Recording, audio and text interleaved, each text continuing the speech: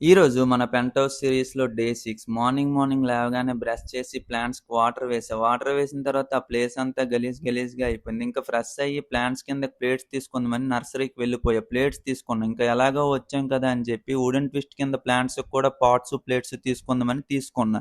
ఇంకా పెంట్ హౌస్‌కి వచ్చి ప్లాంట్స్ కింద ప్లేట్స్‌ని సెట్ చేశా. ఇప్పుడు కరెక్ట్‌గా ఉంది. తరువాత వుడెన్ ట్విస్ట్ మీద ప్లాంట్స్‌ని తీసుకొని దాని కవర్‌ని నీట్‌గా కట్ చేసి పాట్స్‌లో పెట్టా. అలా పాట్స్‌తో తీసుకొని వెళ్ళి నీట్‌గా ప్లేట్స్ పెట్టి వుడెన్ ట్విస్ట్ మీదైతే పెట్టేశా.